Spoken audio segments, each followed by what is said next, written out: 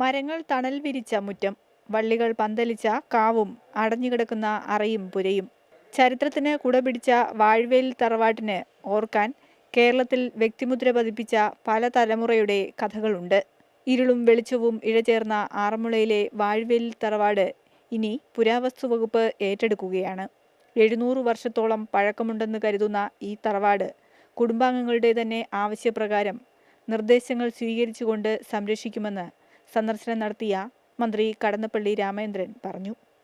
അപ്പോൾ സൂക്ഷിക്കപ്പെടേണ്ട എന്താണോ അതുപോലെ തനതായ നൈസർഗികമായ ഭാവത്തിൽ സൂക്ഷിക്കുക എന്നതാണ് ചെയ്യുന്നത്. അപ്പോൾ തുറന്ന് ഈ സന്ദർശനം ഇവിടുന്ന് മറ്റു സുഹൃത്തുക്കളെ സംസാരിക്കുകയും അതുപോലെ തന്നെ ഞങ്ങൾക്ക് തന്നെ ബോധ്യമായ ചില കാര്യങ്ങളൊക്കെ പരിഗണിച്ചുകൊണ്ട് അടിയന്തരമായി മറ്റ് ക്രമീകരണങ്ങളും നടപടികളും സ്വീകരിക്കാനാണ് ആഗ്രഹിക്കുന്നത്. മലയാളത്തിന്റെ പ്രിയപ്പെട്ട കവയത്രി സുഗതകുമാരിയുടെ കവിതകളിൽ നിറഞ്ഞു നിൽക്കുന്ന ക്ഷേത്രവും പ്രകൃതിയും ആറന്മുളയുടേത് തന്നെയാണ്.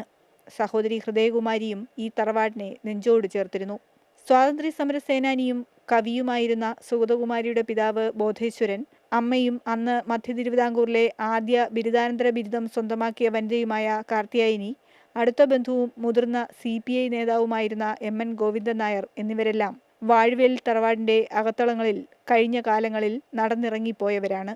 ആറന്മുള ക്ഷേത്രം 1700കളുടെ അവസാനം തീപിടിച്ചപ്പോൾ വിലപിടിപ്പുള്ള സാധനങ്ങൾ വാഴവേലിൽ തറവാട്ടിൽ എത്തിച്ചിരുന്നുവെന്നാണ് പഴയ തലമുറക്കാർ പറയുന്നത്.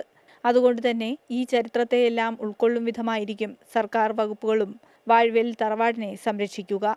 ഓർമ്മകൾ മങ്ങാതെ ഓർക്കുന്ന ബാല്യകാലത്തിലെ വാഴവേൽ തറവാട്ടിൽ ഇടയ്ക്കെത്തുന്ന മലയാളത്തിന്റെ കവയത്രി സുഗതകുമാരിക്ക് ആദരവായി ഇനി തറവാട് മാറും.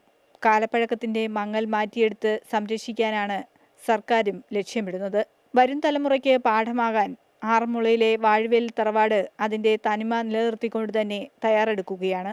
ക്യാമറമാൻ സുധീഷ് തിരുവല്ലയ്ക്കൊപ്പം P. വിദ്യ, മാതൃഭൂമി ന്യൂസ്, പത്തനംതിട്ട.